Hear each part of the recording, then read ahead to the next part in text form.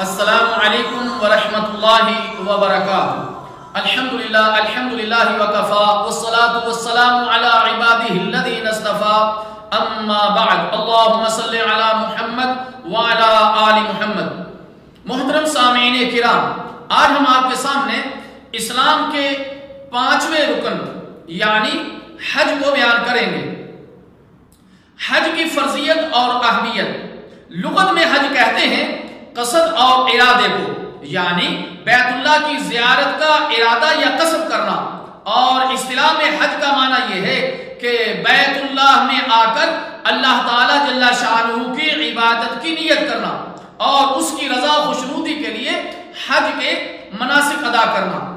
اللہ تعالی جل شانہ کا فرمان ہے، اعوذ باللہ السمیع العلیم من الشیطان الرجیم، وَلِلَّهِ عَلَى النَّاسِ حِجُّ الْبَيْتِ مَنِ اسْتَطَاعَ إِلَيْهِ سَبِيلًا وَمَنْ كَفَرَ فَإِنَّ اللَّهَ غَنِيٌّ عَنِ الْعَالَمِينَ۔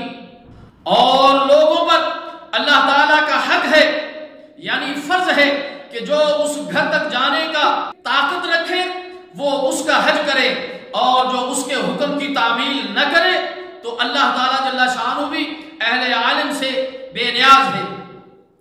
ایک اور مقام پر فرمایا، وَأَتِمُّ الْحَجَّ وَالْعُمْرَةَ لِلَّهِ، حج اور عمرے کو اللہ ہی کے لیے پورا کرو۔ سیدنا عبداللہ بن عمر رضی اللہ تعالی عنہ سے روایت ہے کہ رسول اللہ صلی اللہ علیہ وسلم نے ارشاد فرمایا، اسلام کی بنیاد 5 ستونوں پر رکھی گئی ہے: کلمہ طیبہ کی شہادت دینا، نماز ادا کرنا، زکوٰۃ دینا، حج کرنا اور رمضان کے روزے رکھنا۔ حج کرنا ایک بہت بڑی فضیلت والا عمل ہے۔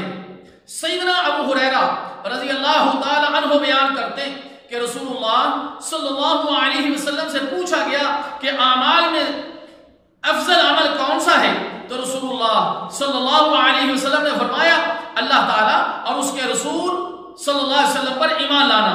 کہا گیا کہ پھر کون سا؟ فرمایا اللہ تعالیٰ کی راہ میں جہاد کرنا۔ پھر پوچھا گیا کہ اس کے بعد، تو فرمایا کہ حج مبرور، صحیح بخاری۔ حج گناہوں کا کفارہ ہے۔ سیدنا ابو ہریرہ رضی اللہ تعالی عنہ سے روایت ہے کہ میں نے رسول اللہ صلی اللہ علیہ وسلم سے سنا، آپ صلی اللہ علیہ وسلم فرماتے تھے کہ جس شخص نے اللہ کے لیے حج کیا اور اس میں کوئی شہوت اور فحش بات اور برائی کا کام نہ کیا تو وہ اس دن کی طرح گناہوں سے پاک ہو کر واپس لوٹے گا جس دن اس کی ماں نے اس کو جنا، صحیح بخاری۔ حج کی جزا جنت ہے۔ سیدنا ابو ہریرہ رضی اللہ تعالی عنہ بیان کرتے ہیں، رسول اللہ صلی اللہ علیہ وسلم نے فرمایا کہ ایک عمرہ دوسرے عمرے کے درمیانی گناہوں کے لیے کفارہ ہے، اور حج مبرور یعنی اطاعت و فرمانبرداری کرنے والے مقبول حج کی جزا جنت ہے، صحیح بخاری۔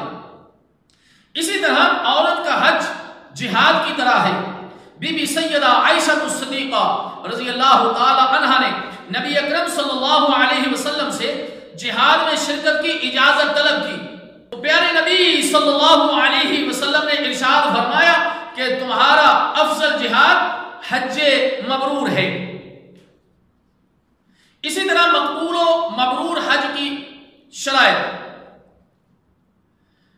ایمان، اخلاص، حج کا سنت رسول صلی اللہ علیہ وسلم کے مطابق ہونا، رزق حلال، محرمات سے پرہیز، عورت کا اپنے خاوند یا محرم کے ساتھ ہونا۔ اللہ تعالیٰ جل شانہ سے دعا ہے کہ اللہ تعالیٰ ہمیں اسلام کے اس 5ویں رکن حج کو سمجھنے کی اور عمل کرنے کی توفیق عطا فرمائے۔ والسلام علیکم ورحمۃ اللہ وبرکاتہ۔